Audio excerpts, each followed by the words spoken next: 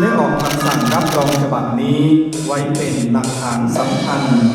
สั่งณวันที่ 1 กุมภาพันธ์ พุทธศักราช 2569 พระครูประหลัดสุวัฒนอุดมคุณรองเจ้าคณะจังหวัดที่กำกับดูแลที่พักสงฆ์โดยเฉพาะปฏิบัติการแทนเจ้าคณะจังหวัดสุรินทร์ด้วยความเคารพครับ